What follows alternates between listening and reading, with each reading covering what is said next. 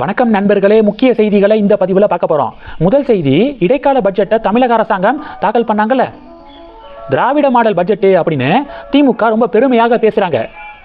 எதிர்க்கட்சிகள் என்ன விமர்சனம் பண்ணுறாங்க தெரியுமா? 2026 2027 இந்த காலகட்டத்தில், அதாவது 2027 மார்ச் 31 அப்போ தமிழகத்துடைய கடன் சுமை 10,60,000 கோடியாக இருக்கும் அப்படின்னு தமிழக அரசாங்கம் ப்ரிடிக்ட் பண்ணியிருக்காங்க. எவ்வளவு? 10,60,000 கோடி. 2021 திமுக ஆட்சிக்கு வரும்போது 5 லட்சம் கோடியாக தான் கடன் சுமை இருந்துச்சு, மொத்த கடன் சுமை. ஆனால் 5 வருடத்தில் 10,60,000 கோடியாக கடன் சுமை உயர்ந்திருக்கு.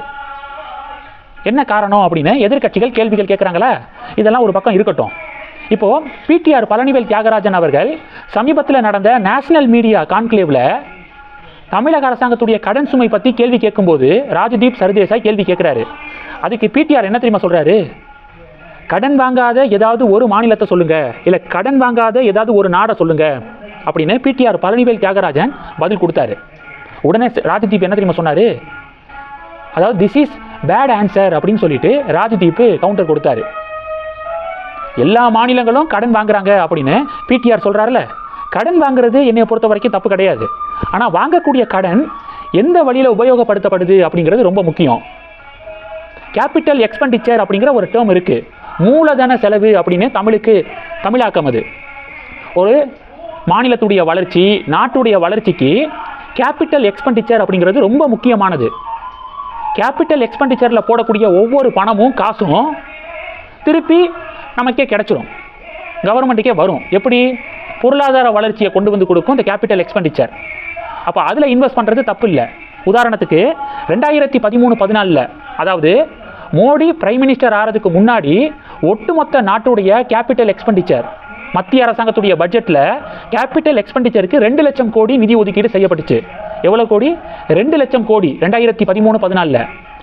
2025-26 இப்போ 12 லட்சம் கோடி கேபிட்டல் எக்ஸ்பெண்டிச்சர் மத்திய அரசாங்கம் ஒதுக்குறாங்க. 12 லட்சம் கோடி மூலதன செலவுக்காக ஒதுக்குறாங்க. இப்படி உபயோகப்படுத்தணும். இதே தமிழக அரசாங்கத்தை பாருங்க, 2021-22 மூலதன செலவாக 67,000 கோடியை ஒதுக்கீடு செஞ்சாங்க. 2021-22 25-26 67,000 கோடியா இருந்தது, குறைஞ்சது 1 லட்சம் கோடியாக உயர்ந்திருக்கணும் மூலதன செலவில் இன்வெஸ்ட் பண்ணுறது. ஆனால் குறைஞ்சிருக்கு. 2021-22 67,000 கோடியாக இருந்தது, 25-26 57,000 கோடியாக குறைக்கப்பட்டிருக்கு. அப்போது கடன் சுமை கூடியிருக்கு, 10,60,000 கோடி ரூபாய் அளவுக்கு கடன் கூடியிருக்கு. ஆனால் கேபிட்டல் எக்ஸ்பெண்டிச்சர் குறைஞ்சிருக்கு. அப்படிங்கிறது ஒரு ஆரோக்கியமான போக்கு கிடையாது அப்படின்னு திமுகவுக்கு பதிலடி வருது கமெண்ட் செக்ஷனில். இது ஒன்று. ரெண்டாவது என்ன பார்க்க போகிறோம்? T20 வேர்ல்டு கப் நடக்குதா? ஆஸ்திரேலியா எலிமினேட் ஆகிட்டாங்க. ஜிம்பாப்வேவோட தோற்று, ஸ்ரீலங்காவோட தோற்று ஆஸ்திரேலியா எலிமினேட் ஆகிட்டாங்க. இதில் சுவாரஸ்யமான விஷயம் என்னென்னா, ஆஸ்திரேலியா டோர்னமெண்ட்டை விட்டு வெளியேறினதை பற்றி ஆஸ்திரேலியாவுடைய கேப்டன் ஒரு விளக்கம் கொடுக்குறாரு. முதல்ல வேர்ல்டு கப்புக்கு ரெஸ்பெக்ட் கொடுக்கணும். 50 ஓவர் வேர்ல்டு கப்பை ஜெயிச்சதுக்கப்புறம் அந்த கப்பு மேலே காலை தூக்கி வச்சானுங்க. அப்போ விழுந்தவனுங்க தான் இன்னும் எந்திரிக்கவே இல்லை. அந்த ப்ரொஃபஷனுக்கான, அந்த டிராஃபிக்கான ரெஸ்பெக்ட் கொடுக்கணும்ல, இனிமேலாவது கொடுக்க ட்ரை பண்ணுவானுங்க ஆஸ்திரேலியாக்காரனுங்க அப்படிங்கிற ஒரு நம்பிக்கை இருக்குது. ஆக மொத்தம் ஆஸ்திரேலியாவுடைய கேப்டன் என்ன விளக்கம் கொடுத்துருக்காருன்னா, இந்த T20 வேர்ல்டு கப்புக்கு முன்னாடி நாங்கள் பாகிஸ்தானோட டோர்னமெண்ட்டுக்கு போனோம், பாகிஸ்தானுடனான டோர்னமெண்ட்டை ஜெயித்தோம். ஆனால் ஒரு தரமான டீமோட நாங்கள் மோதி இருந்தால் எங்களுடைய பாசிட்டிவ் நெகட்டிவ்ஸை நாங்கள் கேதர் பண்ணியிருக்க முடியும்.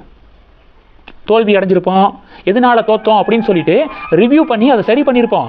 ஆனால் மொக்க டீம் பாகிஸ்தானோட நாங்கள் டோர்னமெண்ட் ஆனதுனால தான் எங்களுடைய ஃபார்ம் பற்றி எங்களுக்கு பெருசாக தெரியலை, அதனால தான் இந்த தோல்வி அப்படின்னு பாகிஸ்தான் கேப்டன் பதில் கொடுத்துருக்காரு.